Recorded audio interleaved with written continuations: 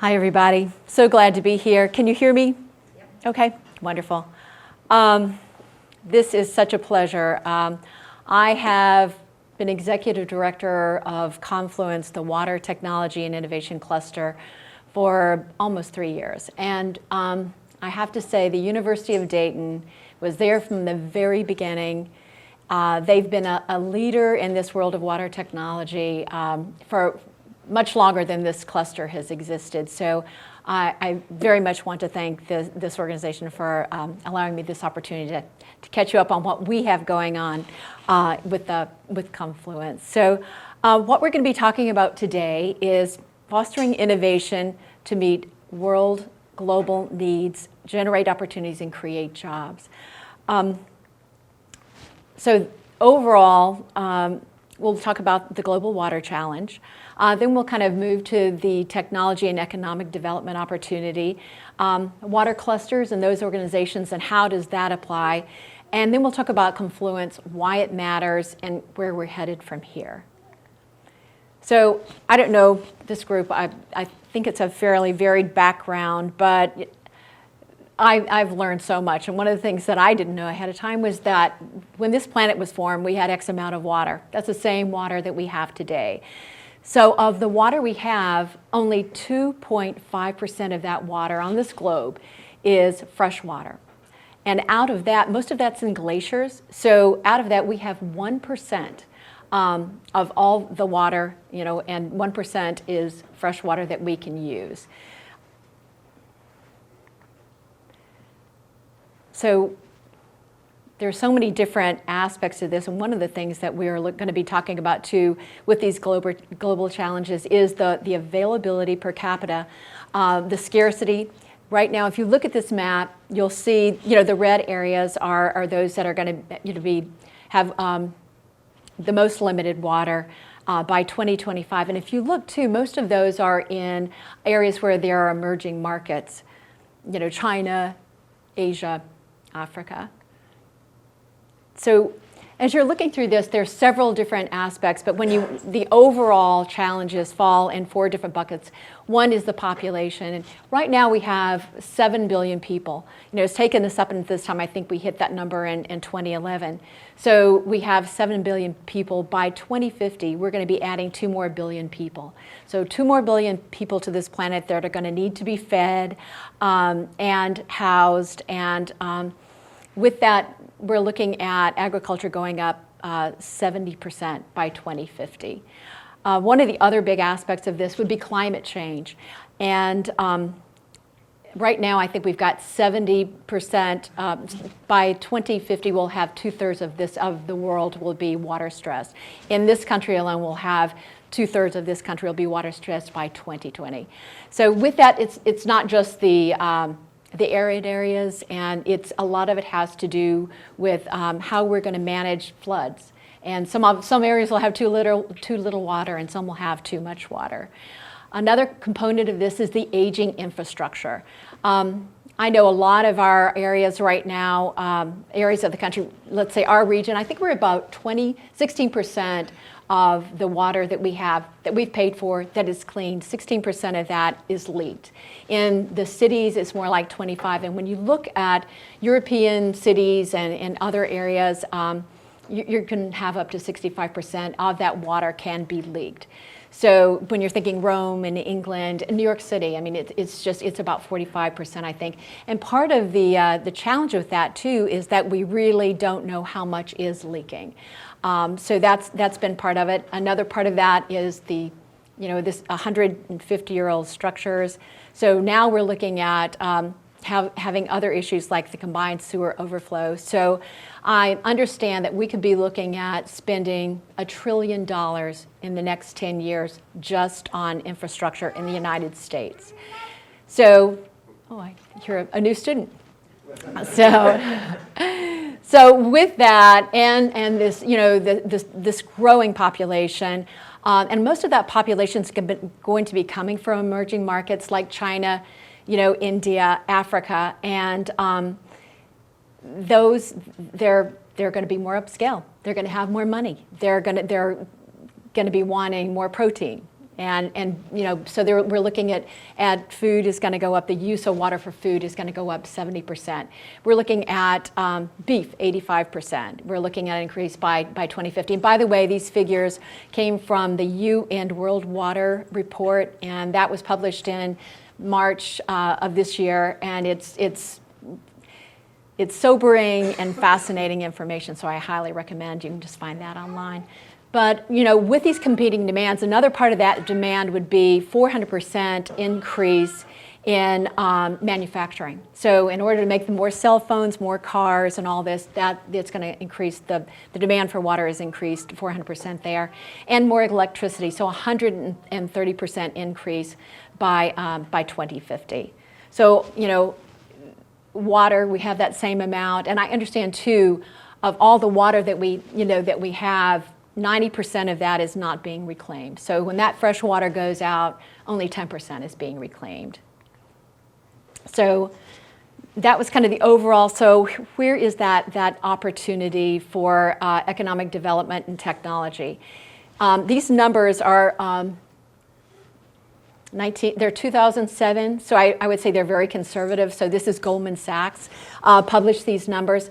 So we're looking at globally, what will we be spending on water technology? And globally, we're looking at spending $425 billion on water technology, and then the US, we're looking at 95.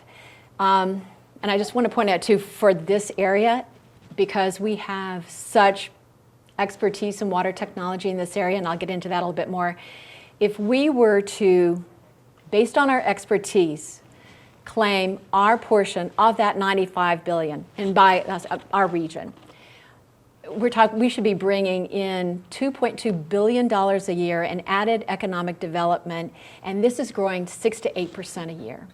So this is just a huge market for us an opportunity for economic development. So how are we addressing these huge global water challenges, and how can we maximize the economic development piece of that? And one of the pieces that we have are water clusters. It's all part of the new global economy. I don't know if you're familiar with Michael Porter's work from Harvard. He's kind of looked at, and examples would be like Silicon Valley, Wall Street for finance, Napa Valley for wine, Hollywood. Those are just some of the examples of clusters and the success. And what they kind of happen organically, and then they collect with them or bring with them, a big supportive group of other smaller business to support their industry. So Confluence started, as I say, in 2011, and there were 3 clusters. And one of them was Fresno, and that was primarily for agriculture.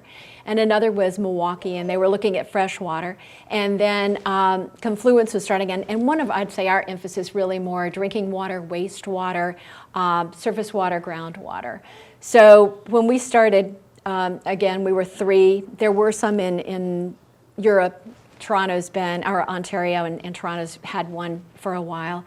But we just had a meeting of all the cluster leaders here that was called by the US EPA, and that was in March, and we're at 12 clusters. So I think there are a lot of folks that are getting, realizing that there is a huge market for this, and this technology is going to be something in one of the biggest, upcoming industrial booms. So I have to say, we're going to be meeting at the end of this month in New Orleans, and so we'll have all this group. And everybody gets that there's so many global, huge issues and challenges, and so I just would like to point out that there is such a wonderful sense of camaraderie among the clusters. A lot of us have our unique interest, but everybody's working together on this. So just the way, here's a look at the anatomy of a cluster. So you really have 4 different groups. You've got your community, state organizations. You've got your all large and small businesses. You've got the regulatory piece, but one of the central pieces to this, of course, is the universities. So how did Confluence come about? How was this area selected? What makes it special? So the U.S. administration, and they were looking at the merit of clusters. So they looked around the country, and they looked at where are their water assets. And sure enough, they looked in this area, and this area has more water assets, just a suite of water assets that's pretty much unsurpassed. So with that, they made the announcement, selected this area, and they also gave us, there was a $5 million that came to technology in this area. So the announcement, Lisa Jackson came from the US EPA, Kieran Mills, and again, that happened in January the 18th, 2011. So kind of in looking at why this area, and I don't know if a lot of people know this, but we have 100 years of water technology innovation in this region. Started in 1913. Also would like to note too, 1913 was just a transformational year for Dayton because this was the year of the Great Flood here. So 1913, huge year. Water technology as well as just being transformative. So one of the things they looked at, they did kind of looked at all the patents, and this area has more water technology patents than any other area of the country per capita. So we have the scientists, so with that 100 years, you know, the scientists that came here, and we continue to build, and actually the result is that we have the US EPA's labs here. And I don't know if you knew this as well, US Homeland Security, all their water lab is here. So with that grew. University of Cincinnati and Dayton both you know, have really continued to do a lot of work and research in water technology. So we have, I think at this point, we have over 6,000 scientists in this region working on water technology. Another big piece is when, you know, you've got your technology, you got to test it. Where are you going to test it? We have more test beds than any other area. We have the US EPA labs here. Their testing evaluation center is here. We have thousands of miles of streams. We have the whole Ohio River. We have the Great Miami Aquifer. So we're sitting on this 1.5 trillion gallon aquifer. So we have more opportunities to test water technology than just probably any other area. We also have the U.S. Air Force Research Laboratories up the road. So we have this almost embarrassing suite of water technology assets in this area. So one of the things that we're looking at too is currently to get your technology from the lab through to commercialization takes 12 to 15 years. And I happen to be, or had the opportunity to be at WATEC in Israel, and we had these breakout groups, a lot of technologists, and that was the consensus really globally, 12 to 15 years to get technology from the lab through to commercialization. Well, we don't have 12 to 15 years. So what we have done is we are trying to take down those barriers that lengthen that process. One of the success stories that we have is, here are three of our startups, Pillis Energy, Urban Alta, and City Logic. So I'm just going to talk about City Logic a little bit. They're kind of our poster child of how we would like for technology innovation for the pipeline, the whole process to look. City Logic created a software, and they can monitor the flow of water in big pipes at utilities. So that technology started the lab at University of Cincinnati. It was incubated at UpTech, which is in Northern Kentucky. It was tested at Northern Kentucky Water District, and they got their first contract with Greater Cincinnati Water Works. They did it all, and they even hired their first employee now, and they did it all in 2 years. So that ideally is one of the things that's going to make this cluster special, is that we are really trying to take down barriers. An example would be that if you have a technology, you've gone through the whole process here, you've tested it, you've spent the money, you've done all this, and you go to the Ohio EPA, and you're going to have that tested in Ohio. So you get that all done, money, time. You've got to turn right around, do the whole process over again in Kentucky. And then time, money, and for a little maybe nuance, not a big change. And then you've got to do it all over again in Indiana. So what we decided, and this is just an example of really trying to approach those barriers, is that we pulled all those EPAs together, got the head of each one, and just said, is there a way that we might be able to harmonize this protocol? So they sat down, and sure enough, we were able to do that. And January in 2012, we were able to sign an MOU with those 3 states, EPAs, to really harmonize the protocol and help these technologists get through more quickly. So this is basically some of the media that we had about this. So one of the things too is the communication. Confluence is a connector.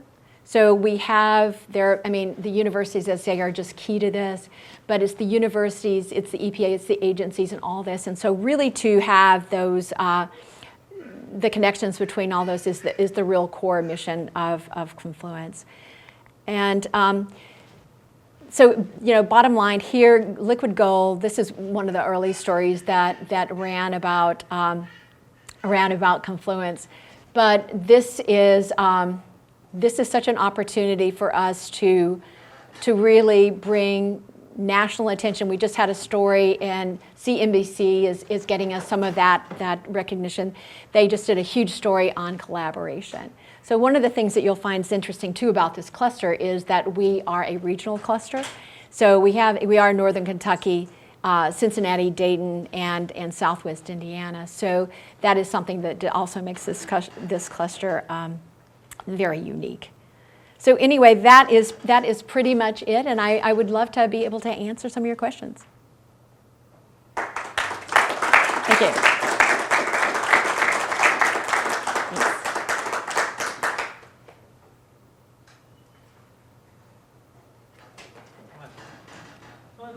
Why do you think it is that water has not reached the nation's attention